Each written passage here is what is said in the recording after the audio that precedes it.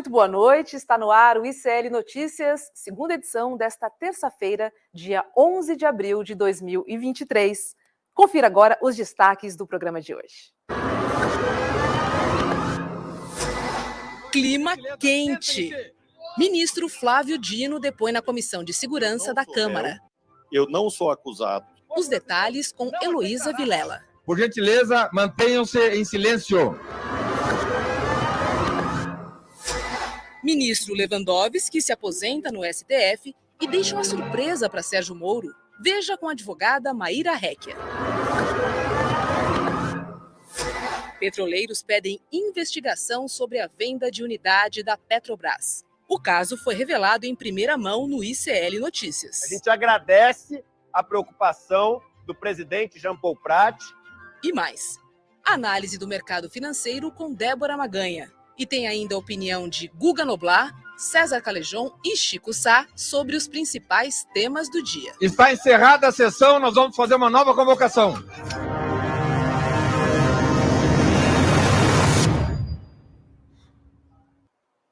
Muito boa noite para você que já está aqui no nosso chat. Olha, Marquês de Souza, no Rio Grande do Sul, Monteiro Lobato, em São Paulo, Bélgica conectada no ICL segunda edição, Recife, Brasília, Manuel Duarte, no Rio de Janeiro, Bahia e Minas Gerais. Sejam todos muito bem-vindos. Boa noite, César Calejão. Boa noite, Rô. Boa noite, Chico, meu camarada. Boa noite, comunidade ICL. E aí, Chico, Recife na área, hein? Importante, não só os belgas, mas os pernambucanos também na área. Que bacana, começando mais um dia quente em Brasília. Vamos que vamos. Falando em Brasília, boa noite, Guga Noblar. Opa! E aí, galera, boa noite, Rô, boa noite, Calejão, boa noite, Chico, e essa audiência maravilhosa. É isso aí, além do Guga Noblar, Heloísa Vilela também está em Brasília e acompanhou o depoimento do ministro da Justiça, Flávio Dino, na Comissão de Segurança Pública.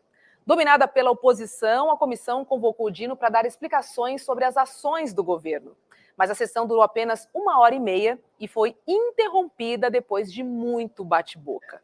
Elô, conta pra gente o que aconteceu hoje aí. Boa noite, pessoal. Olha, dizer que o ministro Flávio Dino depois é que hoje é até pedir muito. Ele tentou depor, ele tentou responder as perguntas dos deputados, né?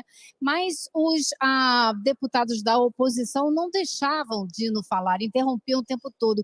E o clima foi assim tão intenso, né? Essa tentativa de impedi-lo de falar foi tão escandalosa que o presidente da comissão, que também chegou uma hora que ele estava aos gritos com os próprios colegas de partido pedindo que calassem a boca, que deixassem o ministro responder.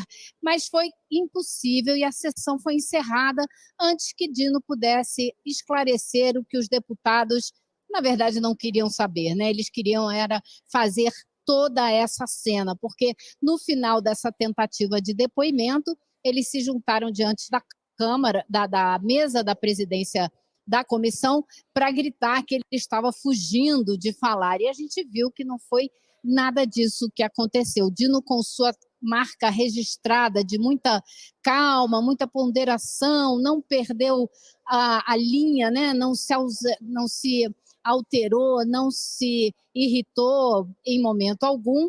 E quando não tinha jeito de falar, ele simplesmente abaixava o microfone e ficava olhando de camarote a confusão que os próprios deputados que dominam essa confusão armaram na tarde dessa terça-feira aqui na Câmara em Brasília. E como disse a Elô, o ministro Flávio Dino foi interrompido várias vezes. Vamos ver.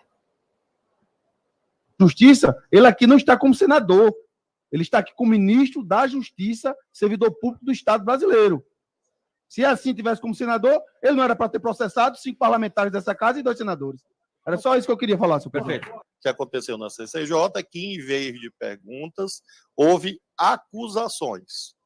E eu tenho certeza, pelo que o presidente acabou de dizer, que isto não ocorrerá aqui. Por quê? Porque eu não sou réu, eu não sou acusado, eu não estou aqui nesta condição, eu estou na condição de convidado. Sim, senador do povo do Maranhão, sim, ministro da Justiça, e estou aqui para responder perguntas. Elô, ministro Flávio Dino não sai do salto. Pois é, ele manteve a calma o tempo todo e, quando pôde, deu as respostas às perguntas que foram feitas. Mas as provocações foram muitas. E quem ficou mal nessa história toda foi o presidente da comissão, que é do PL, e que não conseguiu colocar ordem na casa, nem junto aos próprios correligionários do PL. Para Flávio Dino, acabou tudo muito bem, obrigada, porque quando ele pôde falar, ele respondeu sobre o decreto das armas, disse que agora em maio deve sair já uma solução, um texto final para resolver o problema das lojas que foram fechadas, né, por causa dessa revisão das armas que seriam legais e as que não seriam, enfim, deu as respostas quando pôde dar. Agora, ficou muito claro que eles não queriam resposta nenhuma, né? Queriam armar um circo aqui na Câmara. E essa calma maranhense do ministro da Justiça, Flávio Dino, incomodou muita gente. Vamos dar uma olhada. Senhores, por gentileza.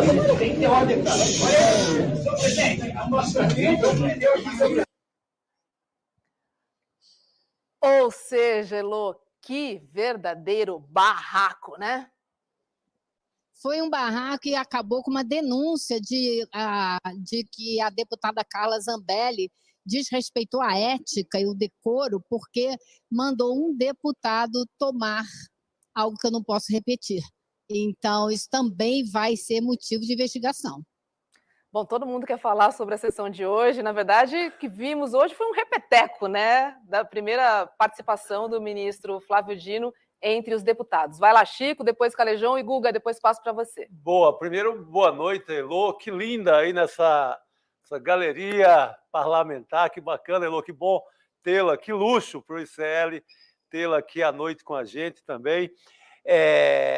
Ali você via aquela bancada da lacração, né, da extrema-direita, que vai ali para isso. Muita gente que não é da comissão, tem que deixar patente isso, que vai lá porque é convocado ali pelo o que sobrou do bolsonarismo.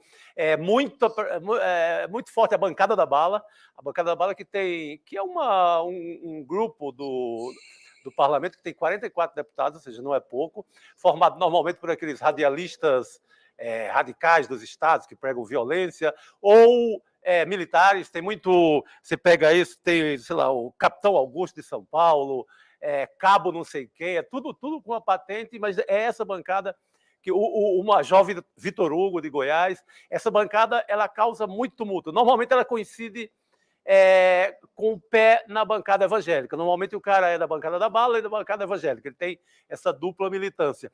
E essa gente vai lá de forma declarada. Mas eu creio que agora, já é a segunda vez que o Flávio Dino, um ministro muito importante do governo, que tem bronca para resolver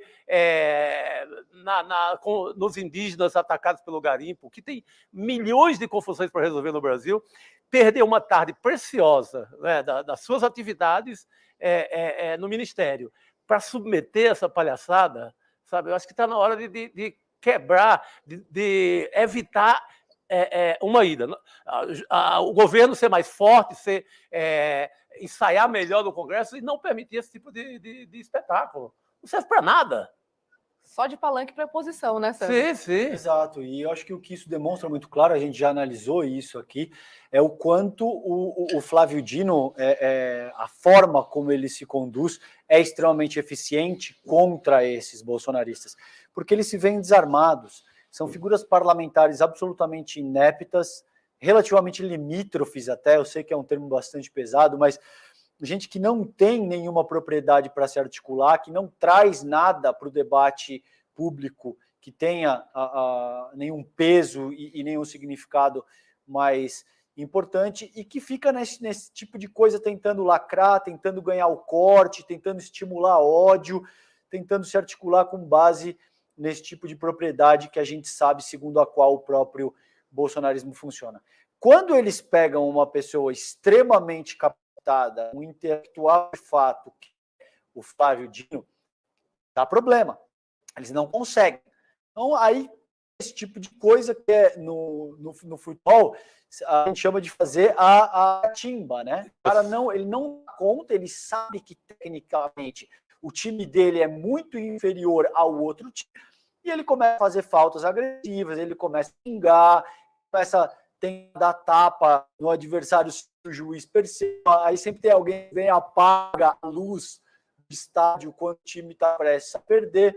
Não é esse tipo de coisa que o bolsonarismo faz para a vida pública, é extremamente lamentável, mas, ao meu ver, esses embates que se criaram na CCJ e agora nessa comissão, Rô, que você demonstrou, também são muito pertinentes porque demonstram o modus operandi que deve ser adotado para combater essa inépcia bolsonarista. O Flávio Dino faz isso de forma ímpar.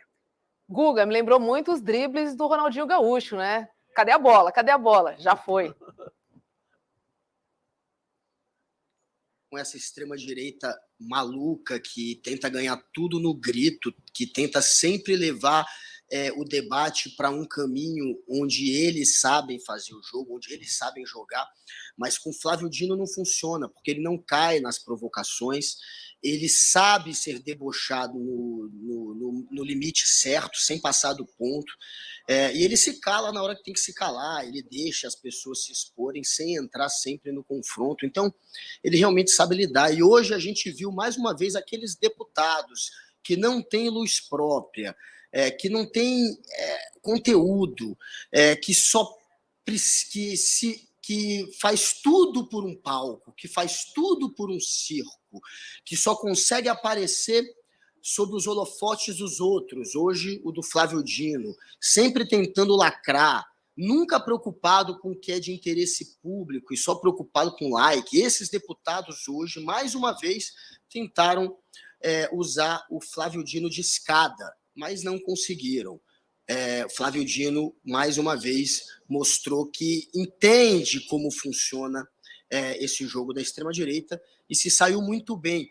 E teve um momento muito inusitado em que um deputado, Paulo Bilinski, teve a pachorra de tentar comparar o Lula a Hitler, porque o Lula é alguém que tenta desarmar a população, assim como Hitler fez, segundo ele. E aí é esse o momento que a gente vê aquele bolsonarista raiz em ação, porque o bolsonarista raiz é esse deputado, é esse sujeito que consegue comparar o Lula ao Hitler só porque ele quer desarmar o povo, mas dá chilique quando compara um Bolsonaro ao Hitler por copiar slogan nazistas ou por ser votado pelos neonazistas, né? Tem que explicar para ele que nazista no Brasil não vota na esquerda, e em lugar nenhum. Nazista aqui no Brasil vota na extrema-direita, vota no Bolsonaro. E deixa eu só fazer um parêntese, Rô, porque esse termo é muito bom. O Guga diz ganhar no grito. O que a gente viu hoje é que eles perderam no grito. E isso é algo assim impressionante. Você consegue apelar e perder no grito. Foi isso que a gente viu hoje. Ou seja, não ganharam em nada, vezes nada. Chico, você falou da bancada da bala e o ministro Flávio Dino também cutucou a bancada da bala. Vamos ver. Nos anos 90, ou seja, sobre a égide da Constituição de 1988, para você comprar uma pistola ou um revólver numa loja Mesbla, você apenas apresentava a sua carteira de identidade. O povo brasileiro não aceitará, de maneira nenhuma, que Vossa Excelência deixe bandido armado e cidadão de bem desarmado não podendo se defender. Qual o país em que se mais realiza chacina em escola no mundo? Os Estados Unidos. E o que é que está acontecendo agora no Brasil? Crescimento de chacina em escola. Será que é impossível enxergar uma correlação lógica entre ódio, violência, armamentismo e crescimento de chacinas em escolas? Será que é por acaso que isto acontece apenas Será que é por acaso que isto acontece apenas nos Estados Unidos e no Brasil, nesta dimensão? Elô, mais claro, impossível, né? Só faltava ter a luzinha ali e o giz. E esse foi o momento que eles não aguentaram, porque não iam permitir que Flávio Dino continuasse nessa linha dessa analogia. Mas a analogia é muito óbvia, límpida, né? Não tem como negar. O país onde se pode ter acesso às armas com muita facilidade, como os Estados Unidos, é o país que lidera de longe essas chacinas em escola que agora estão começando a acontecer aqui. E quando o Dino começou a falar que não existe correlação entre povo civil armado e queda de assassinatos, aí eles começaram a gritar de todo jeito, porque não iam permitir que o Dino apresentasse os dados, as estatísticas, comprovasse e derrubasse de uma vez por todas essa ideia que não passa de uma ideia distorcida que não tem base nenhuma na realidade. Então, Dino, quando começou a ir nessa direção, eles ficaram alucinados e começaram a gritar. Agora, eu faria uma pequena diferença, talvez, não sei, talvez vocês possam me corrigir, entre a sessão da CCJ e essa, porque naquela quem se saiu bem foi Flávio Dino, porque os cortes daquela sessão circularam durante 3 dias, foi o que dominou as conversas, foram as respostas espetaculares que ele deu.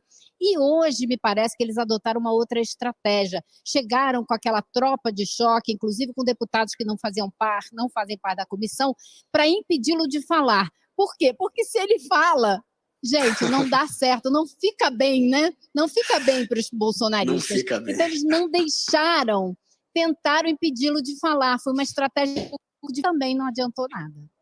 Mudaram, né, a armação do jogo, certo, Guga Noblar? Esse é verdade, foi. De fato, eu acho que o Dino também estava hoje um pouco mais comedido. Eu acho que ele não queria entrar em disputa como entrou da outra vez. Porém, teve também a estratégia. Eles superlotaram lá a comissão, com vários deputados que não faziam parte. Claro que teve uma pressão muito grande para evitar que o Dino falasse, porque o Dino engoliu essa turma quando falou demais da outra vez. Debochou, passou por cima. Todos os cortes, como disse Elô, foram favoráveis. Agora não. Ele estava um pouco mais quieto e também eles não deixaram o Dino falar. Mas o Dino virou o principal, talvez, ministro que é opositor, que é visto como adversário pelo bolsonarismo, né? Ele está encarnando aquelas bandeiras, aquelas ações do governo Lula que batem de frente com o bolsonarismo e está indo para cima aí dessa questão da arma, foi para cima dos golpistas.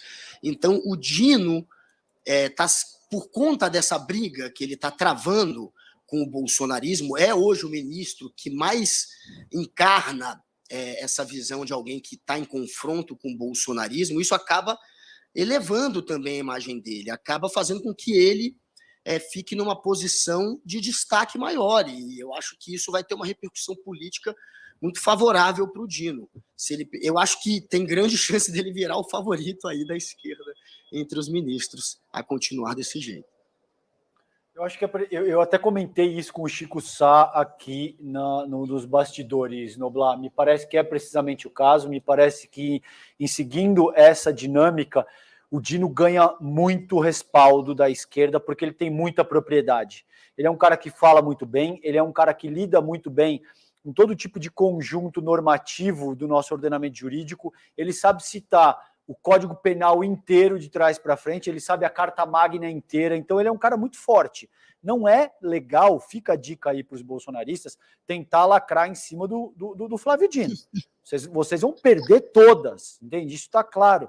E a questão aqui, gente, é que o bolsonarismo, a extrema-direita do mundo inteiro, mas mais especificamente aqui eu estou falando do bolsonarismo, eles funcionam de acordo com uma certa lógica algorítmica, que reduz o debate público, que reduz a propriedade da discussão sociopolítica para coisas que são extremamente simples e, portanto, possa apresentar uma maior aderência, uma parcela ampla da própria população. Isso funciona enquanto você tem, enquanto teu interlocutor, alguém que não é capaz de trazer a complexidade das questões, sobretudo com base em fatos, em elementos que são muito mais densos.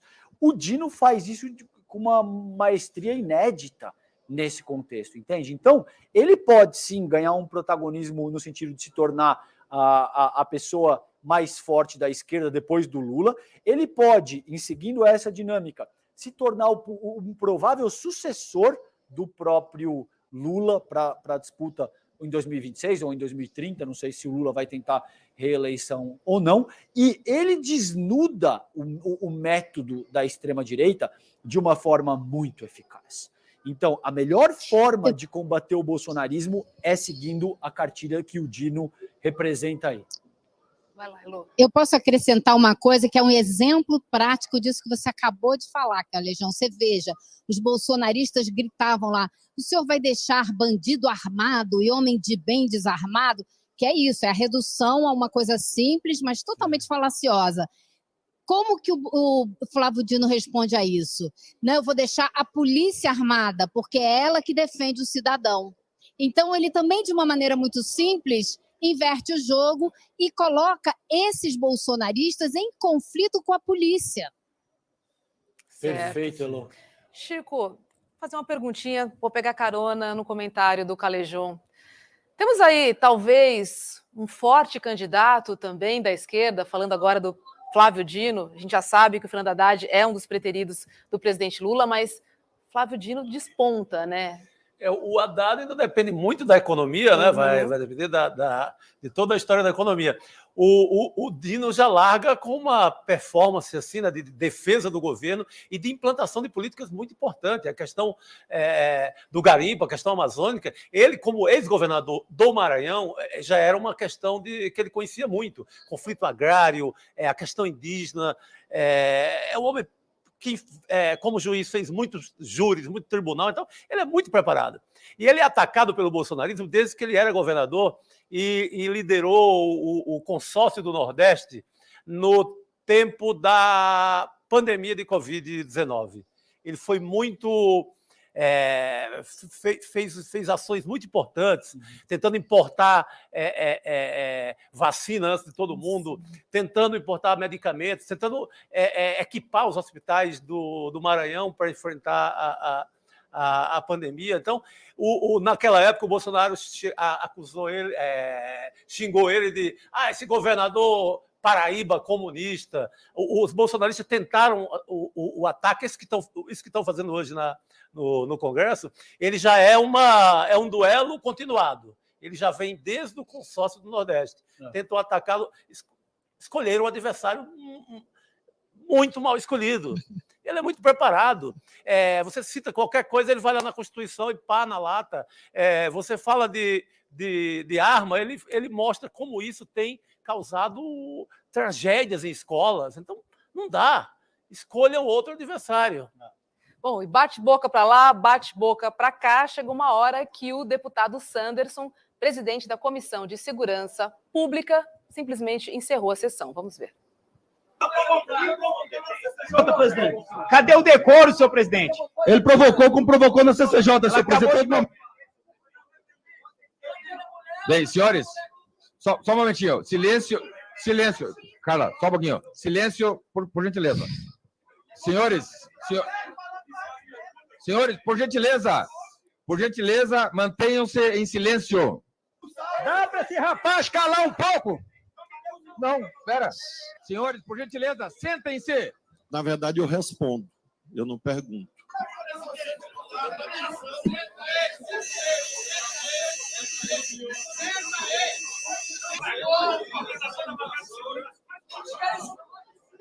Senhores, está encerrada a sessão, nós vamos fazer uma nova convocação.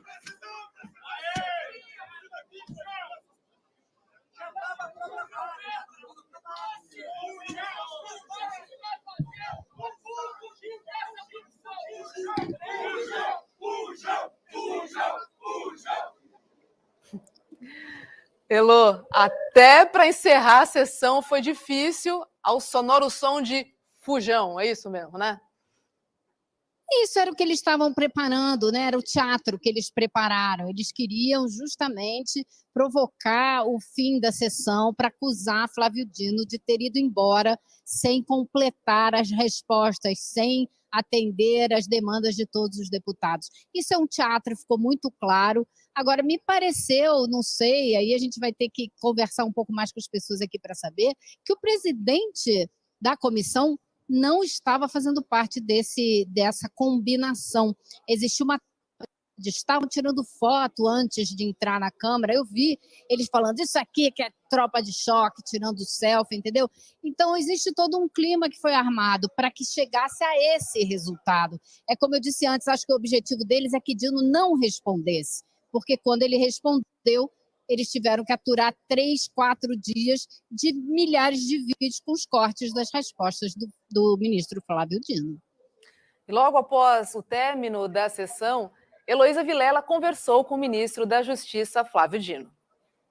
Ministro, o senhor vai voltar a essa comissão? É impossível, e digo isto com muita dor no coração, como ex-integrante da Câmara e como senador. Ou o presidente Arthur Lira toma providências, ou essa gente extremista, violenta, além de fazer ameaças, é capaz de agredir pessoas aqui. Porque eu já vivi isso na CCJ e hoje aqui na Comissão de Segurança, em que eles instalam um clima de ódio impossível de haver um debate. É impossível então, responder. É impossível, a estas alturas, eu cumprir um convite. Eu vim aqui convidado, mas neste clima, sem cumprir regimento, sem cumprir código de ética, sem decoro parlamentar, é impossível o ministro de Estado vir aqui ou por convite ou por convocação, porque ele corre até risco de vida. Sabe-se lá do que essa gente é capaz. Eu mesmo não estou obrigado a participar deste tipo de cena, primeiro, em respeito ao povo brasileiro, porque isso aqui custa dinheiro público. Segundo, em respeito ao cargo que eu exerço. Terceiro, em respeito ao Congresso Nacional, porque isso expõe, essa gente não entende, que isso expõe, degrada a imagem do Congresso Nacional perante a população. Com certeza. Eu acho que o resumo dele foi perfeito, né? Porque eu acho que eu, como cidadã, me sinto roubada. Eles estão usando o tempo de uma pessoa que representa, né, que tem um trabalho para fazer, como o Dino disse mais tarde, depois dessa pergunta, ele ainda falou, eu poderia estar aqui trabalhando para impedir mais ataques às escolas, por exemplo, e estou aqui, ele não falou assim, mas perdendo meu tempo. E é um representante nosso que está ali perdendo um tempo que vale dinheiro, vale segurança, vale futuro. Enfim, então é realmente inacreditável. Agora é o seguinte, né, gente? Alguém precisa dar um jeito na casa. E aí? Talvez seja esperar muito do Arthur Lira ele resolver, né? Já são tantos acontecimentos nos últimos anos, né, Guga, que não dá para confiar que vá punir alguém ou que vá colocar uma certa ordem. No momento, o Arthur Lira está de cama, está hospitalizado, está se recuperando de uma cirurgia. Ele não está participando lá do ambiente do Congresso. Mas fica a desconfiança se o Arthur Lira vai conseguir frear uma bancada que é tão colada nele, tão colada na imagem do próprio Lira, que viveu tanto amor em torno do orçamento secreto, sabe? Tomara que ele acorde, mas é difícil acreditar. Complicado, né? Muito, porque, sobretudo, Rô, a questão central aí é que, além de gastar o tempo, como a Elô muito bem colocou, de um ministro da Justiça, que seguramente tem uma agenda imensa, tem outras coisas para ver, a mensagem que isso manda Veja, a gente habita uma república federativa que funciona de acordo com a representatividade. A vida sociopolítica do país é estabelecida com base em referências, em exemplos. Na medida em que você tem a Câmara se organizando dessa maneira, com gritos de torcida organizada, que foi o que vocês viram ali no final dessa sessão, com palavrão, por exemplo, que essa senhora, que eu não vou nem colocar o nome dela, que é uma parlamentar que andou armada no centro de São Paulo um dia antes do pleito presidencial do ano passado.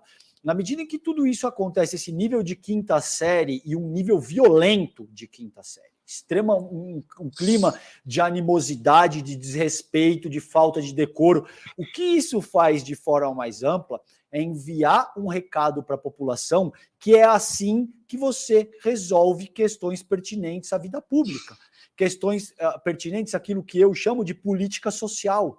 A política institucional, ela é um espelho direto para a política social.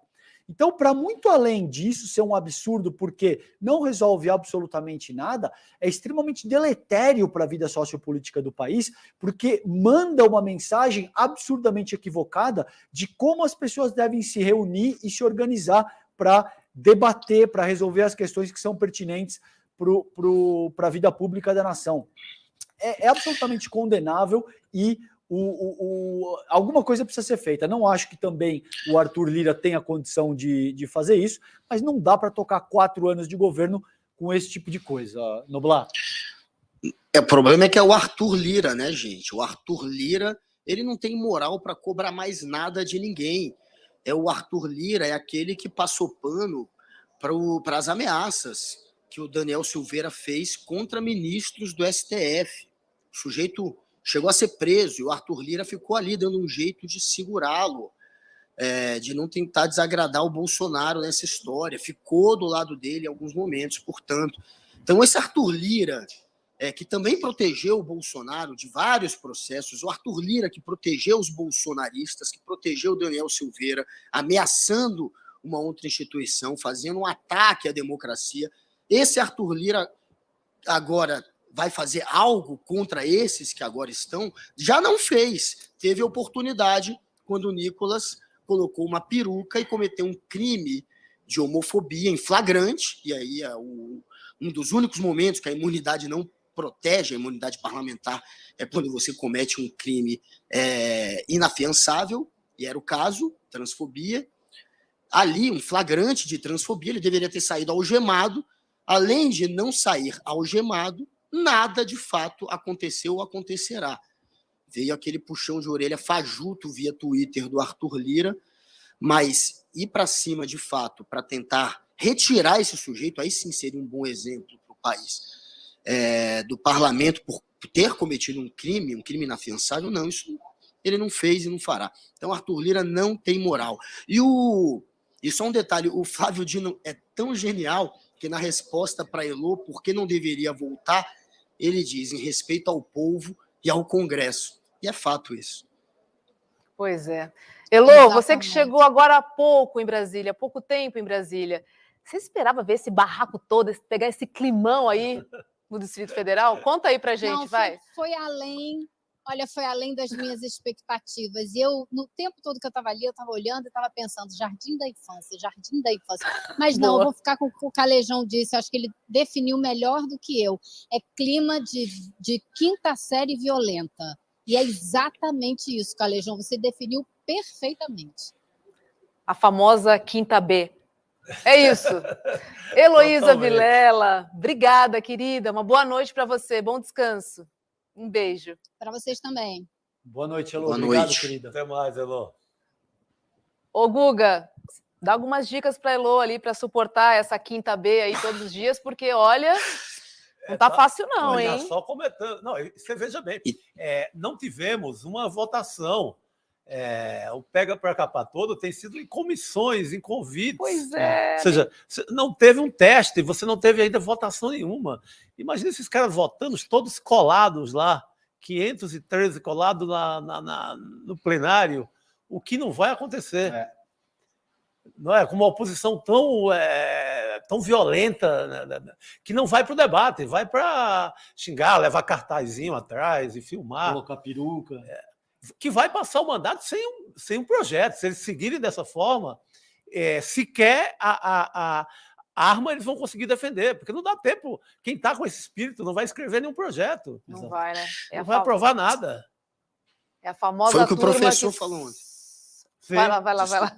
Não, era o que o professor João falou ontem, né? Ele falou disso, que essa extrema-direita, pelo menos, tem esse lado de que eles vão para um debate que é tão à parte do que a sociedade está querendo debater, né? Que eles acabam não apresentando projeto, eles acabam não sendo uma oposição que, de alguma maneira, paralisa os trabalhos, que, de alguma maneira, faz uma oposição política para valer. É só uma oposição lacradora.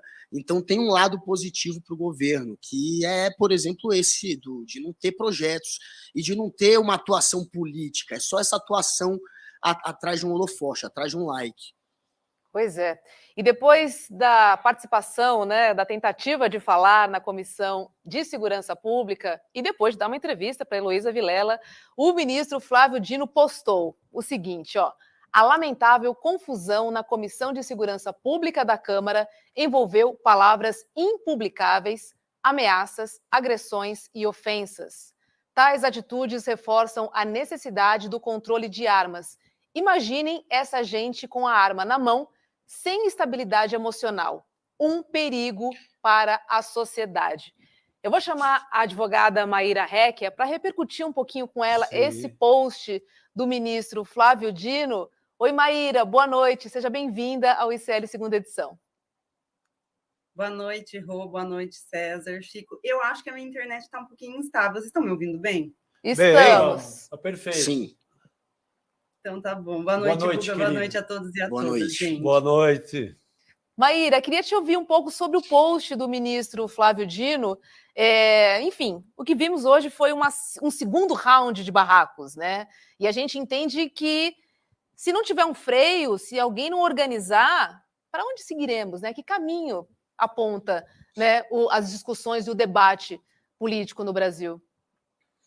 Não, Rô, é a degradação completa da política, né? Porque, na realidade, ali na Câmara dos Deputados ou no Senado, nas comissões temáticas, etc., o que a gente tem o que tem que ser uma rotina, né, é a discussão de projetos para o país. Né? Então, assim, a política como a arte do diálogo, e não essa baixaria que nós estamos assistindo semana a semana. Como acho que o César bem disse aqui, a questão do Nicolas, ou foi você, não me recordo agora, mas a questão do Nicolas, que praticou o crime de transfobia em pleno plenário ali da Câmara dos Deputados e saiu impune. Outros tantos que fazem ameaça, que falam que andam armados. Quer dizer, todo tipo de conduta ilegal e indecorosa. É importante que a gente chame a atenção que essas pessoas são representantes do povo e, portanto, têm o dever de manter o decoro parlamentar, né? Aquela respeitabilidade que se espera de pessoas públicas no exercício de um mandato. E, infelizmente, essa tônica da extrema-direita, que é para lacrar nas redes sociais, quando não está fomentando ódio, quando não está incitando a violência, vem com esse discurso vazio para lacrar nas redes sociais, é uma tônica da extrema-direita e dos bolsonaristas. Então, infelizmente, essas pessoas não têm envergadura moral para estar, e nem intelectual, acho que até mais intelectual, para ocupar esse cargo que eles têm ocupado e que é um cargo de extremamente, ou deveria ser extrema respeitabilidade. Então, assim, se o Conselho de Ética dessas casas legislativas não tomarem uma providência adequada, vai ser ladeira abaixo. É a degradação completa da política brasileira, que começou com a ascensão do bolsonarismo e vem aí se perpetuando, tendo em vista que não estão enfrentando nenhuma consequência drástica, como se faz necessário nesses casos que há um desrespeito completo aos agentes públicos, políticos, mas também à população brasileira, né? Total.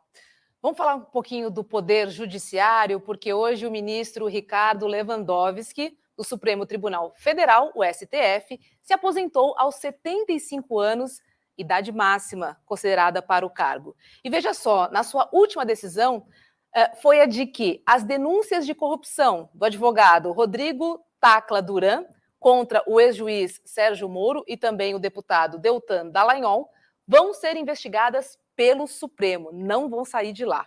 A decisão contrariou Moro, que reagiu hoje no seu Twitter. Ele disse o seguinte, abre aspas, o processo com as falsas acusações não é de competência do Supremo.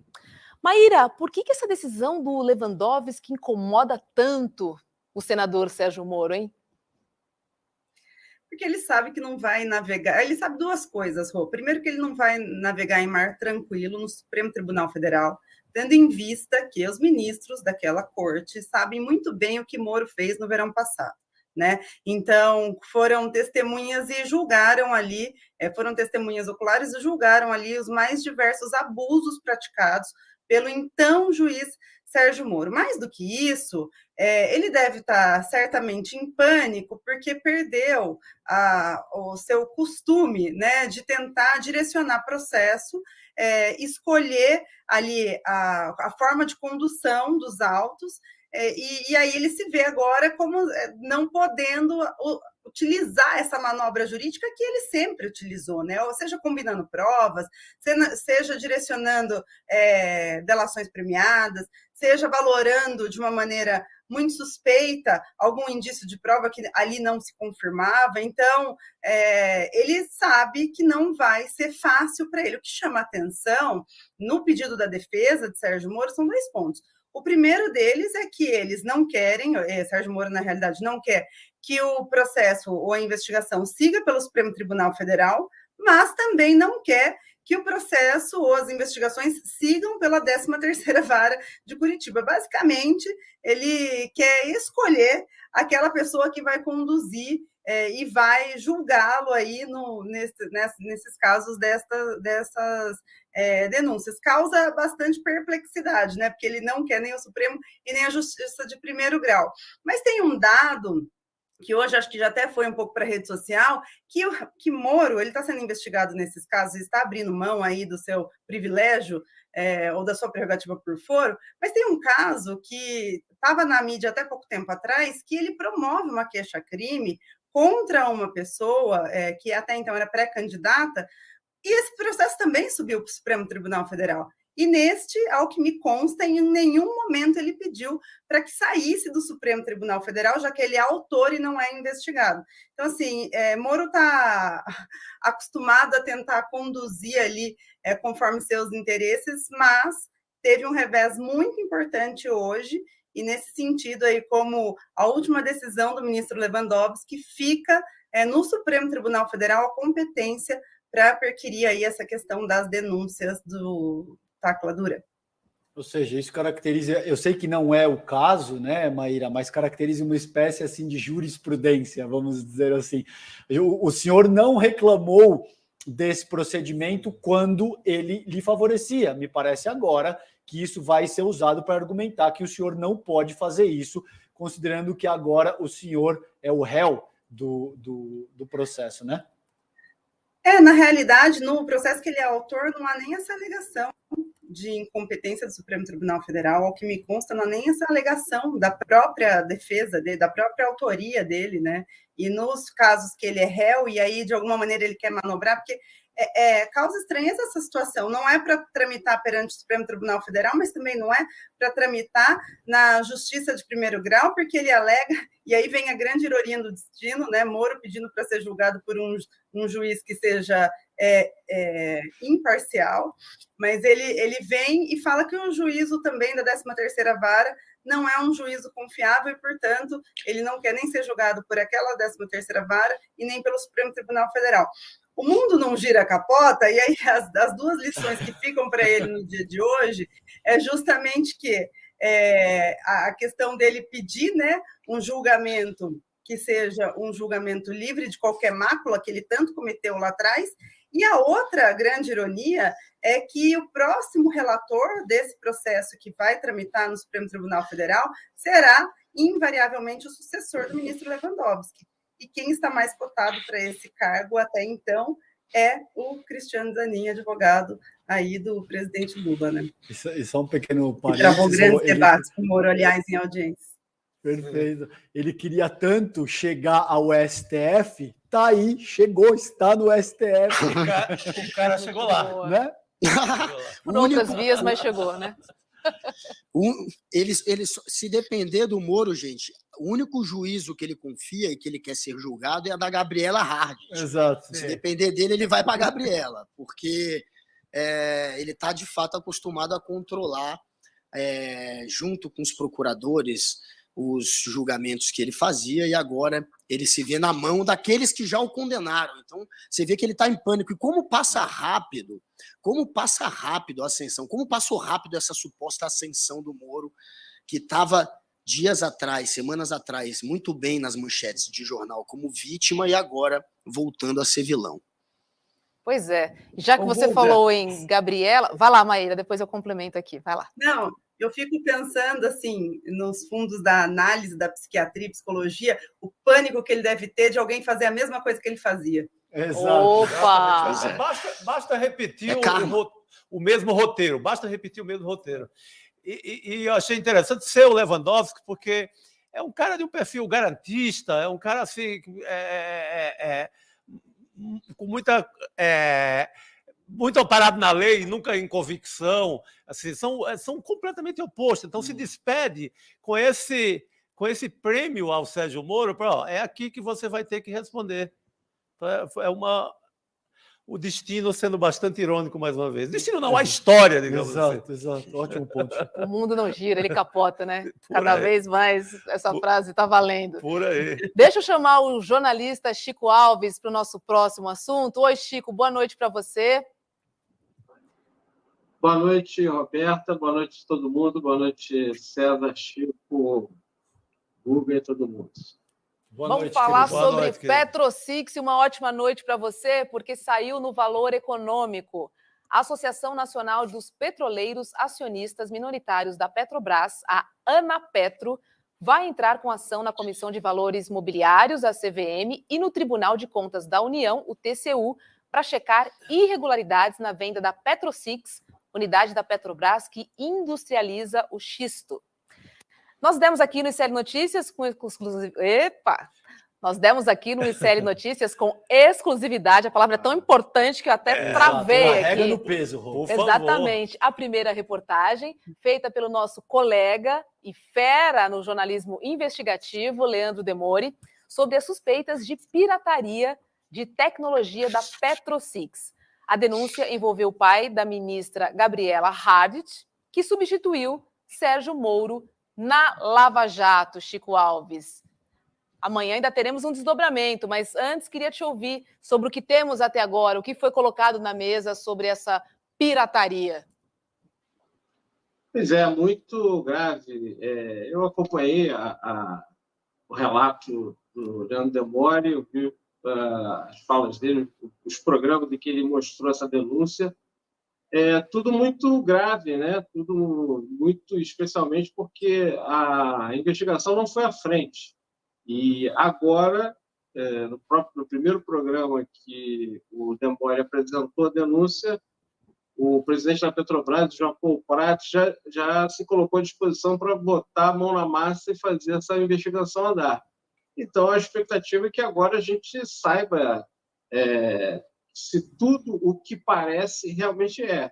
Porque, pelo que o Demori colocou, todos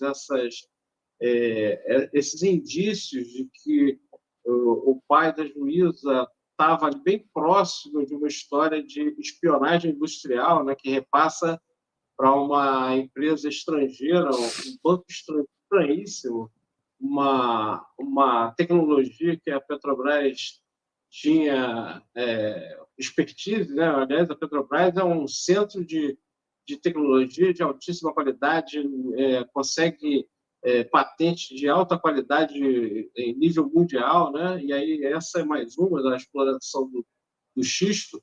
E aí aparece o pai da juíza Gabriela Hart e está metido nessa história. E anos depois, né, alguns anos depois, a juíza vai participar de um julgamento que tem a ver com Petrobras de uma forma completamente livre, leve e solta, né, tranquila, né, como se nada tivesse acontecido no passado e se ela não tivesse nenhuma pendência, nenhum contencioso com relação a seu pai, com alguém da sua família e com a empresa, né? Então, a gente espera que agora, com a investigação andando, a gente acho que vai confirmar todas as aparências vão ser confirmadas agora.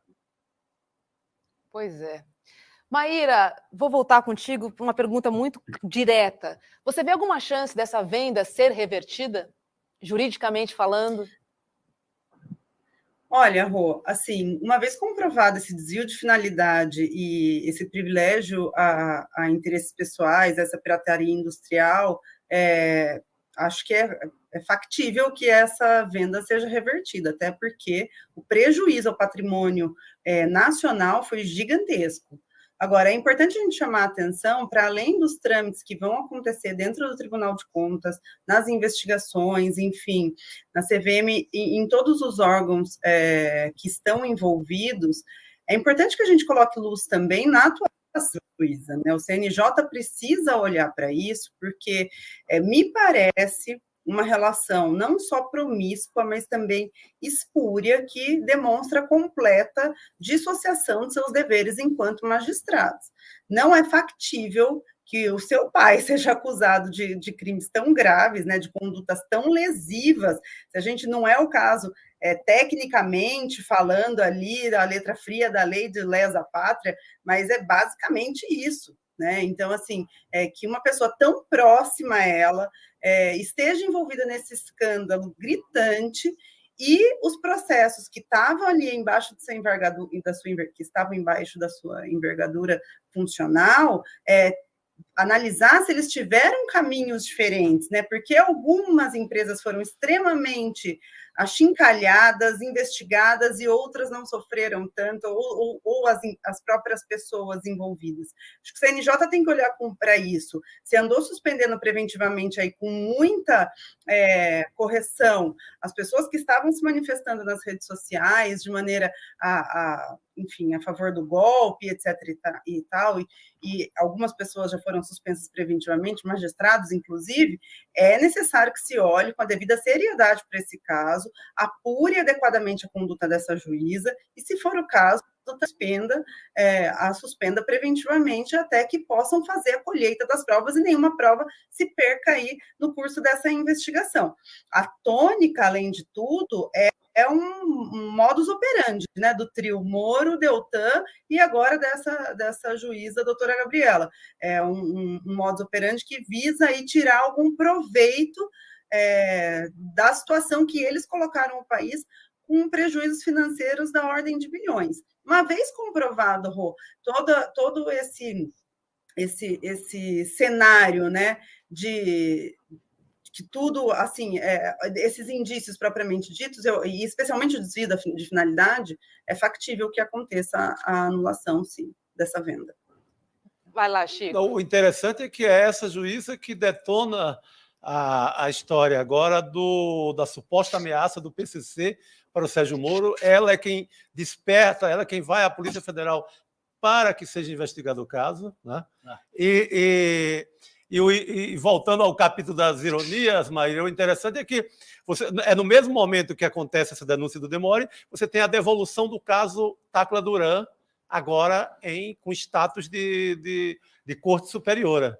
Um personagem que foi evitado a todo custo pela imprensa, foi evitado, assim, ninguém citava em jornal nenhum, era um nome proibido. Ele volta obrigatoriamente na despedida de um ministro importante, um ministro com uma bela história no STF, retoma nessa hora. Ou seja, a gente tem aí uma revisão, a chance de uma revisão histórica sobre a Lava Jato.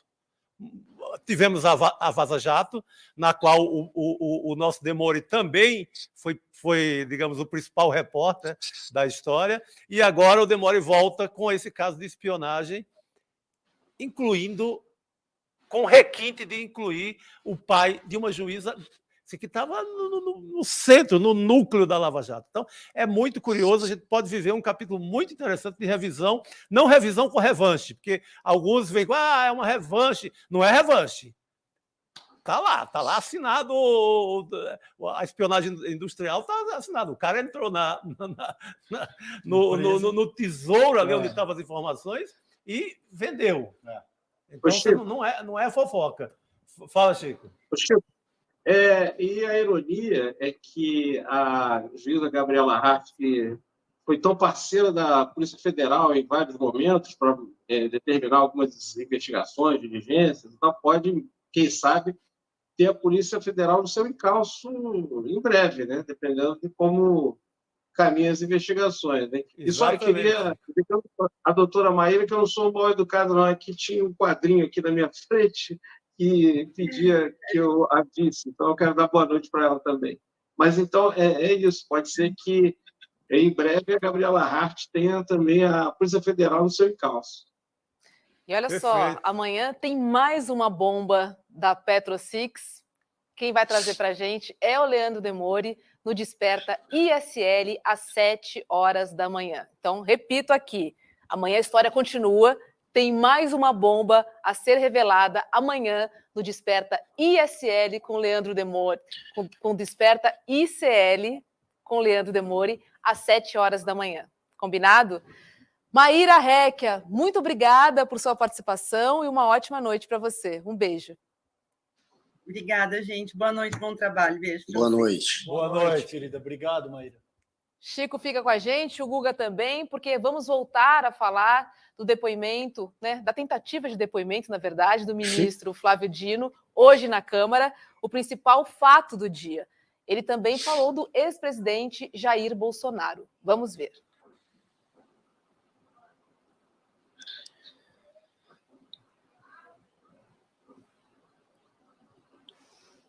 Bolsonaro, porque ele foi julgado pelo povo, foi reprovado, perdeu a eleição. Haverá o julgamento pelos tribunais e o julgamento por Deus. Então, realmente, não me cabe, nesse momento, dizer se o presidente Bolsonaro fez isso ou aquilo, porque ele responderá perante os tribunais. E eu respeito a independência do Poder Judiciário. Guga Noblar. Isso aqui é uma elegância, Ele né? é muito bom. Pois é, como é que você deboche avalia elegante. essa fala de um verdadeiro gentleman da política brasileira? Não é um deboche, mas um deboche na medida certa. Ele já perdeu a eleição, já foi julgado, portanto, pelo povo, será julgado ainda por Deus, ou seja, há pecados aí para serem avaliados por Deus. E também pelos tribunais, já que está enroscado em várias histórias. É um deboche maravilhoso do Dino, mais uma vez, mostrando como se faz para devolver ataque, devolver provocação de uma maneira elegante, com fatos, e esfregando na cara dessa gente. Ele perdeu a eleição, ele tem rolo com a justiça, ele tem rolo até com Deus, se brincar, viu? Então, baixa a bola aí, galera. E ele é tão esperto, né, que ele fez aquele comentário que a gente leu aí, vocês leram, né, um Twitter dele. Aí ele fala, como é que vocês imaginam se essas pessoas andarem armadas, o que acontecerá, se referindo aos parlamentares? Não precisa nem imaginar, a gente viu uma das que estava lá hoje, a Zambelli, armada na rua, pagando um micão, correndo atrás de um eleitor do PT, ameaçando ele com uma arma em punho. É uma cena que não sai da nossa cabeça. E tem o Alberto Fraga, que ameaçou puxar revólver dentro da CCJ. Então a gente não precisa imaginar, não. Sim, a gente já sabe como é que é. Chico, queria te ouvir também sobre o dia de hoje. Queria fazer, volta e meia, quando eu tenho uma brecha, eu faço uma crítica, pelo menos observações sobre nossos colegas da imprensa. Não tenho nenhuma pretensão de ser o ombudsman de ninguém, mas só fazer algumas considerações. Eu acho que eu vi repetido em várias chamadas e manchetes a palavra fujão, que foi o refrão que os bolsonaristas puxaram lá quando terminou a sessão. Porque já tinham preparado como ele falou, eles já tinham preparado essa claquinha, já estava preparada para cantar esse fujão. Só que quem interrompeu, quem encerrou a sessão, não foi o Flávio Dino que levantou e disse, não vou falar mais. Foi o deputado Sanderson, que estava presidindo a sessão, que não conseguiu controlar aquela balbúrdia entre bolsonaristas discutindo com os governistas, gente se levantando para quase partir para o pau, né? Ele cansou, ele deu várias broncas, cansou e ele encerrou a sessão. Não foi o Flávio Dino, ele por pouco, o Flávio Dino fez até menção disso aí, mas ficou lá. Mas aí teve uma hora que o Sanderson, irritado, já sem paciência, decidiu encerrar a sessão. Então, aí, mesmo assim, os deputados bolsonaristas puxaram esse coro de fujão. E aí, quando a gente coloca na chamada, o leitor desavisado vê lá, fujão, Flávio Dino sessão encerrada, Flávio Dino sai da sessão e sob coro de fujão.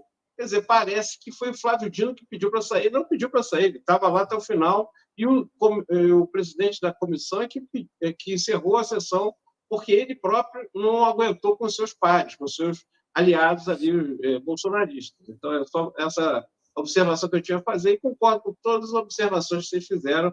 Acho que o Flávio Dino, mais uma vez, se portou como deveria, e é lamentável, mais uma vez, a gente ver um nível de uma parte considerável do Congresso Nacional, da Câmara dos Deputados. Tá certo, Chico Alves. Maravilha, Chico. Obrigada, viu, por participar aqui do ICL segunda edição. Uma boa noite para você. Boa noite, Roberto. Boa noite, Guga, César, Chico e todo mundo que está vendo a gente. Boa noite, Valeu, querido. Boa noite, Valeu, boa noite. Olha, chegou a hora dos destaques. Como eu sempre sou a primeira, porque eu sei que ladies first, eu vou passar a bola hoje. Vou passar a bola para o Guga começar os destaques hoje. O Bolsonaro está acostumado a perder, pelo jeito. É derrota atrás de derrota. E por 7-0, não foi nem 7-1, foi 7-0, que é pior ainda. Os ministros do TSE foram unânimes em dizer que não vão retirar Alexandre de Moraes de um dos processos, dos vários processos que correm contra o Bolsonaro. Para tentar retirar o Xandão, ele apelou para uma imagem do dia de uma das sessões desse julgamento, em que o Alexandre de Moraes faz um gesto de degola. Segundo o Bolsonaro, era um gesto para ele. Óbvio que não era, né? O ministro Alexandre de Moraes não faria na frente do Brasil inteiro um gesto de degola para o então presidente Bolsonaro. A imprensa apurou que, na verdade, teria sido um gesto de degola para um funcionário dele que tinha demorado a levar informações que o Xandão tinha pedido. Era um processo sobre lives que o Bolsonaro estava fazendo usando o Palácio do Planalto. Então, mesmo assim, o Bolsonaro tentou apelar para uma interpretação ridícula, como se fosse um gesto para o Bolsonaro. Inclusive, Cássio Nunes Marques disse que não faz sentido, todos votaram, até o ministro bolsonarista votou contra ele. Então, mais uma derrota de Jair Bolsonaro para a coleção. Essa é o meu destaque. E, já que pelo jeito vocês vão me liberar, deve ser isso, quero agradecer a todos vocês que votaram em mim no Calejão, que a gente está entre os 4 lá do Prêmio Best. Vamos lá. Acho que amanhã eles decidem os 10 finalistas. A gente está quase lá. Continuem votando, só mais um dia, mas a gente já está entre os 10 aí, pelo jeito. A gente vai conseguir passar para a final. ICL na cabeça. Boa, garoto. Galera, vota lá, vota lá. É o bonde do ICL. Guga, obrigada. Boa noite para você. Vou te liberar. Beijo para todos vocês. Beijo. Beijo, querido. Tchau, tchau. Tchau, querido. Até mais. Vamos lá, Chico Sá. Bora lá, cara. Eu vou de um destaque ali com a ajuda do meu amigo Guilherme Amado. Deu na coluna dele hoje no Metrópolis que o capitão que comandava esse país até há pouco tempo, por falta de juízo de alguns brasileiros, está fazendo do PL ali um cabidão de emprego. Sabe, eles chamam até de o Cine dos fardados. O Cine é o Sistema Nacional de Emprego. E o Bolsonaro já levou... Lá já tem a Michelle, né, que foi aumentada hoje, já com menos de um mês no partido, já ganhou um aumento. Isso é dinheiro público, não é dinheiro de Valdemar nem de ninguém. Dinheiro público, já ganhou aumento. Então temos já a Michelle, o Bolsonaro, o Braga Neto, ele vai levar mais um coronel por fora, mais um major, mais um civil do ex-Ministério da Defesa, e ele está enchendo lá. Parece até que vai praticar de novo a rachadinha do início da carreira dele. Só isso, só vejo essa possibilidade. Mas está fazendo um ninho aí. Aí você diz, não, pode escolher quem ele quer, a vida é assim, etc. Não, isso é dinheiro público. Então, Bolsonaro, mais uma vez, que viveu 34 anos à sombra do dinheiro público, que as pessoas acham que é um outsider da política, mas é esse cara que há 34 anos vive disso e fazendo esse tipo de coisa. E continua repetindo o padrão. E ninguém para ele. E ninguém para. César, vai lá.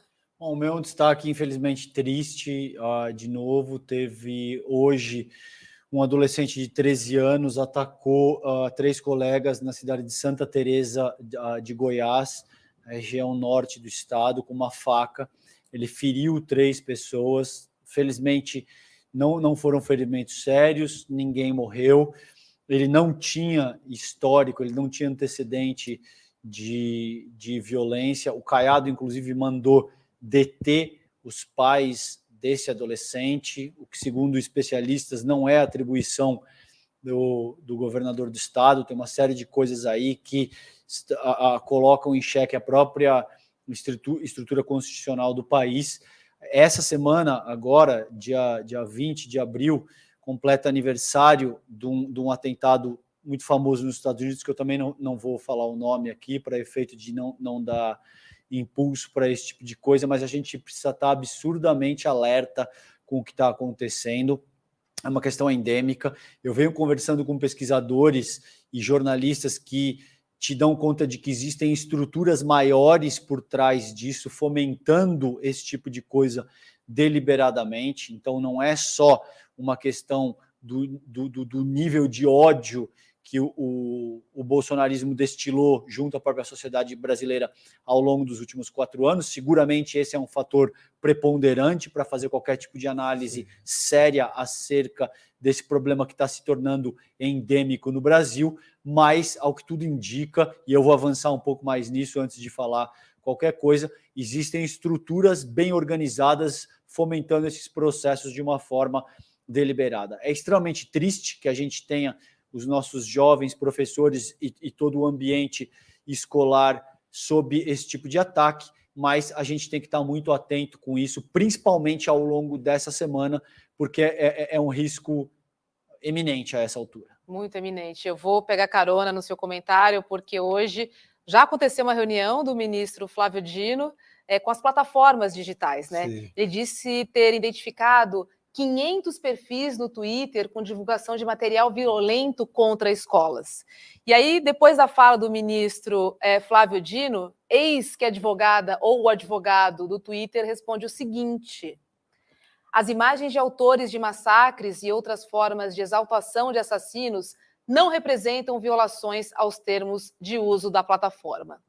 Ou seja, dos 500 perfis identificados, o Twitter excluiu apenas 61 contas, porque ele diz que está de acordo com o termo de uso da plataforma. Que loucura. Gente. Imediatamente, até postei hoje na minha conta esse post de Twitter apoia massacres, porque foi trending topics hoje no Twitter, porque realmente foi um absurdo. E aí o que aconteceu? O Twitter censurou essa hashtag. Caramba! Então, quer dizer, para censurar a hashtag subir como assunto pode, destacado. Exatamente, censurar a hashtag pode, mas excluir as contas que incitam a violência, né, atentados e massacres na plataforma, tudo bem. Né? E aí o ministro ainda pediu moderadores, né, pediu para que a cada fake news fossem postados mais outros comentários desfazendo essa grande mentira. Mas, assim, ter um retorno desses, na situação que a gente vive, é um completo absurdo. Esse é um método de gestão do senhor Elon Musk. Então, isso tudo está muito claro. Está muito claro a forma como ele age, o que ele valoriza em detrimento da vida humana. Né? Eu acho que as ações falam por si. Na medida em que ele censura uma hashtag tua, por exemplo, que está questionando a morte, sobretudo de crianças e adolescentes, e prioriza determinado conteúdo a favor de monetizar a própria plataforma, isso te dá conta de uma forma muito prática. Você não precisa abrir a boca, você não precisa dar uma única palavra para comunicar de uma forma muito explícita aquilo que você valoriza em detrimento da vida humana. Agora, primeiro, né, gente, não é liberdade de expressão, né? A gente tem que ficar falando isso toda hora, porque, assim... Faz o menor sentido. Nossa, eles usam como desculpa, né, da privacidade e das liberdades individuais. Estão jogando gasolina numa tragédia que já está sem controle. Caráter endêmico, exato. Isso é gravíssimo. Olha, qualquer advogado bom coloca como coautor de qualquer tragédia na escola. Se pega um perfil desse, liberado pelo Twitter, e acontece algo relacionado a post de rede social, é coautor.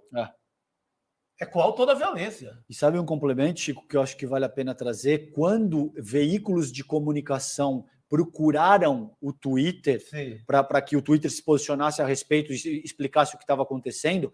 Pasmem, eles responderam com aquele emoji de fezes.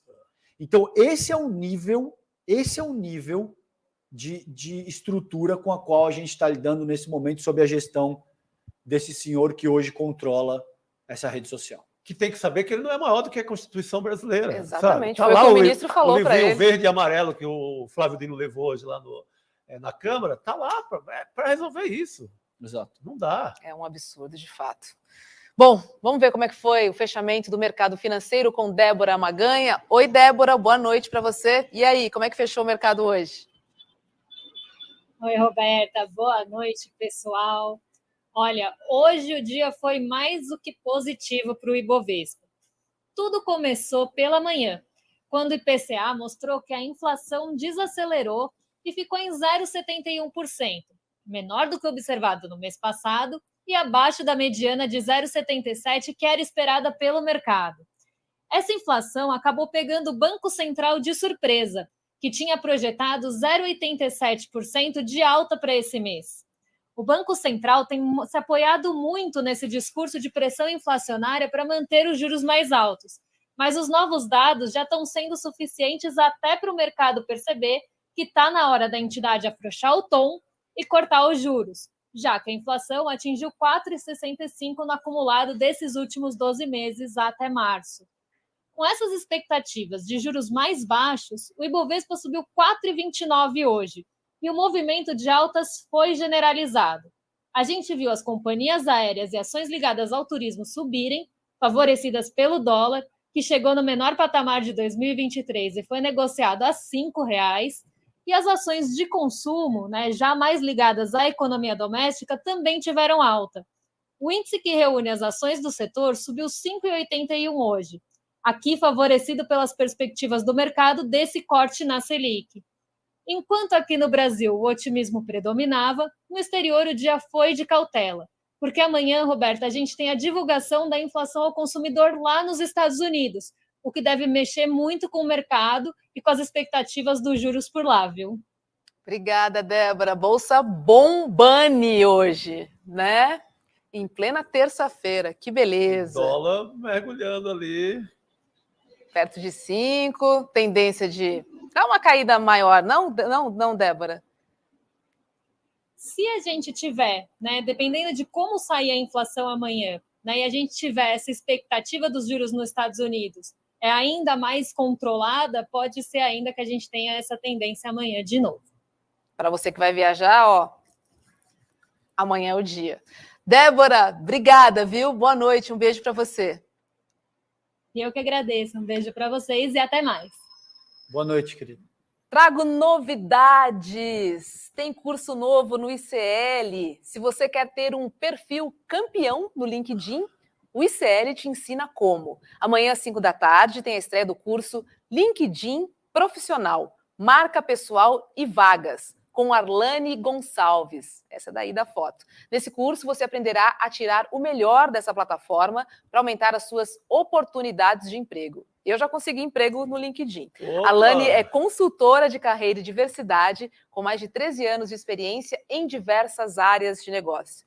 Tem que ter uma foto apresentável, tem que ficar compartilhando assuntos, tem que criar ali um burburinho na sua rede profissional também. Eu sou muito ruim nessa rede aí. Mas tô lá caladinho. Fazer o curso, hein, Chico? Tô lá caladinho. Amanhã eu vou prestar atenção muito no que a Arlane vai falar para bombar. É isso aí. Maravilha. Então, se você já é aluno do ICL, esse curso está disponível amanhã, às 5 da tarde. E se você ainda não é, basta acessar www.icl.com.br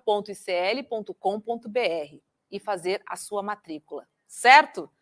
Gente, vamos lá. Amanhã o dia está cheio, porque a nossa grade de programação começa com o Leandro Demori. Amanhã eu vou acordar cedo. Eu quero essa bomba aí. Eu quero essa bomba. Que amanhã tem a Bomba 2, também da Petrosix. A história continua no Desperta ISL, às 7 da manhã, com o Leandro Demori. E logo depois, coladinho no Desperta ICL, tem o ICL Notícias, primeira edição, com a Vivian Mesquita, olha lá, olha o trio, Edu Moreira e o William De Luca, das 8 às 10h30 da manhã.